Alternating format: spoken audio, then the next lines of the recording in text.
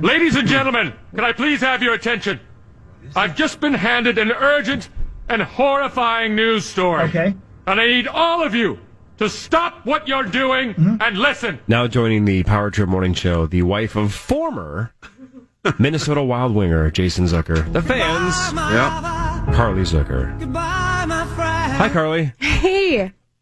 What do you guys want to talk about? What's Have you new? guys heard? Did you hear? Are we breaking the news to you? Did you not even know? Your husband got traded. Yeah. Whoa. Oh. To Whoa. Pittsburgh, Pennsylvania. Yes.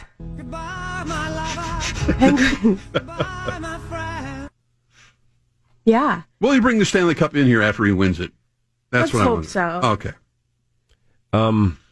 The late great Dark Star once said, "Your thoughts." Yeah, the floor is yours. Yeah. Mm-hmm. You guys, this is going to be tough. Like, It's okay. No, I'm sure. I don't mean to. I don't want to put you in a bad spot. No, it's not a bad spot. It's just way more emotional than I thought it would be. I think we all knew it was kind of coming. Obviously, for the last 2 years, we've been talking about it. And it's good. I mean, it's mixed emotions for us because we love it here. The kids are here. It's home.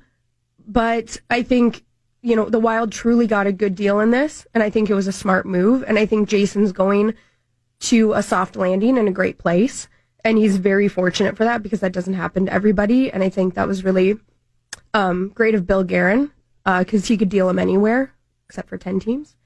And so I think we're really grateful for that. There's so much about the Wild organization that we love so much. And it's stuff that, I joke a lot and I'm very sarcastic on Twitter and I make fun of him a lot. But the people in the Wild organization were so good to us.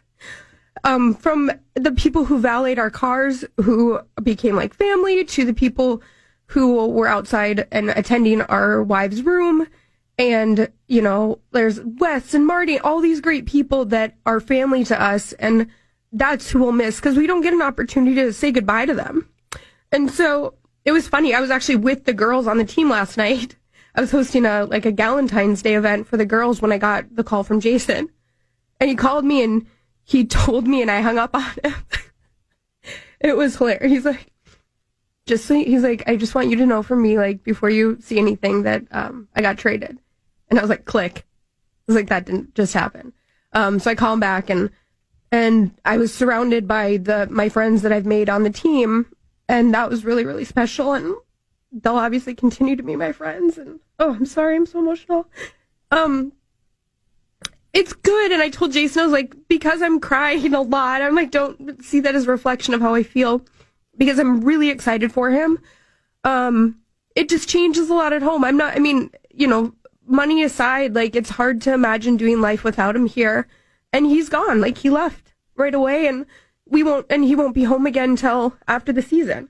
And telling Sophia was really hard because she loves it here and she loves the Wild and that's her family too. And so it was really hard for her, to hear that he's no longer with them. And she's like, but will you, kids do that. She said, will you be here for my birthday? Mm. And that's just, it's things like that the kids think about, that they worry about. But we told her it's a positive thing and change is good. And we're so excited to explore a new city and we'll be able to go visit him lots. And it's obviously not the end of the world. And we have a great situation and we're fortunate that we have the means to be able to go see him and travel. And we're fortunate for that.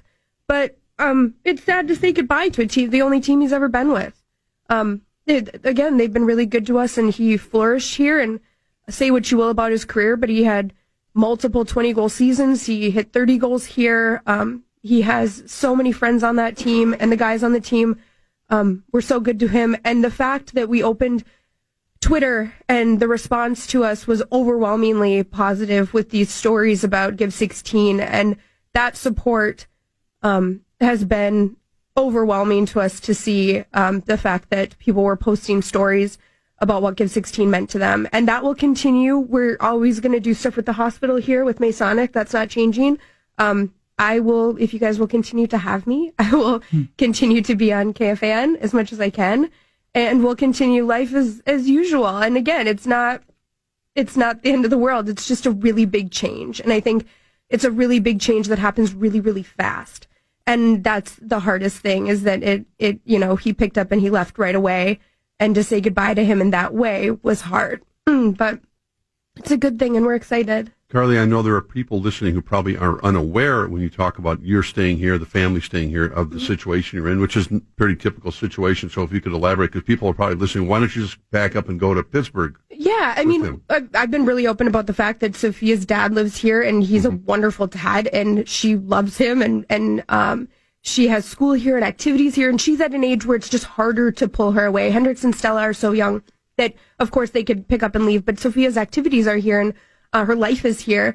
So I don't think it'd be very fair to her if we just said, you have to leave dance and golf and school and pick up and leave, and your dad. And so we'll be based here. It'll just be, we'll take the opportunities when she has breaks and things like that, to go out and visit him.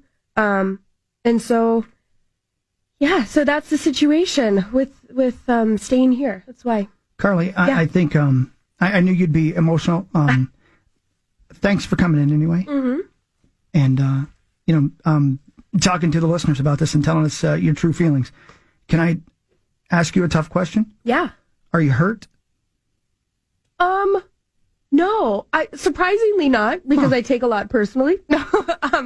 Surprisingly not at all. Like, hurt in the sense of the Wild letting him go? Yeah. No. I truly think that Bill Guerin saw a huge opportunity. Mm-hmm. What Pittsburgh is giving up for Jason is massive.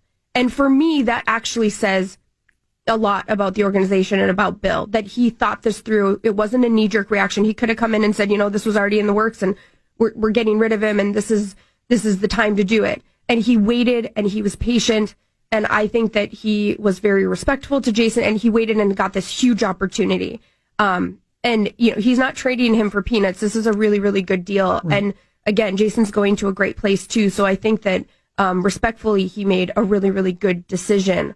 And how long can Jason hear, like, you're going? Yeah. I think it was just time, for everybody. It's just, again, we're so rooted here. Like, our life is so much here. And that's why it's hard for us, is because not that it's easier for anybody to pick up, but I'm from here, family's here, the kids are here. So that's why it's more emotional for us. It's not that it's this impossible, horrible change. It's just that it's harder. It's just jolting right away. And you're in the middle of it. Yeah, it just happened. Yeah. I don't think it's a secret that the Zucker family and Paul Fenton probably didn't see eye to eye. How different would today have been if Paul Fenton was the one that got the deal done, because he tried so many times and couldn't get the deal done?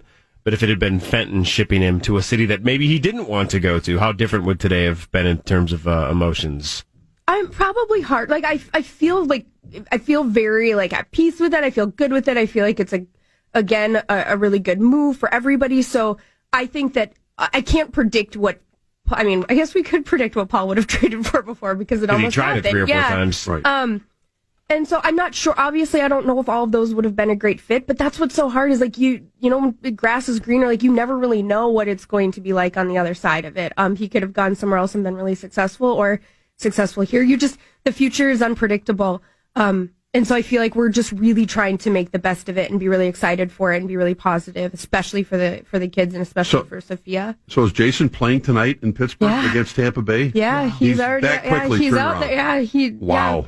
How quickly from the time he gets the call from his agent or whoever, the Wild, who called him, the agent or the Wild? It was a whirlwind. The GM calls first. So Guerin calls first? Guerin called him. So how quickly is he on the phone with Pittsburgh, and how quickly is he on a plane to Pittsburgh from the time he gets the call to the time he leaves? And it was amazing. The GM calls him right away and says, we're really excited. And that's the thing, we're really excited to have you here. And you can tell with that trade, like, they wanted him. And the GM said, like, we're very excited to have you here. Whatever you need from us with your family, whatever you need, like, we're here for you. But again, this. They tried to get him last year, right, when Bill Guerin was there. Well, if Kessel had agreed to it, Jason was already on his way there. And so Pittsburgh wanted him 12 months ago. And so, not even. Yes, it becomes this whirlwind of calls where it's like the coach from Pittsburgh called him, and the GM called him, and Sidney Crosby texts him, and cool. that was really, really neat. And to their credit, like some of the girlfriends and wives from out there text me and like, we're really excited to have you. So we felt really embraced.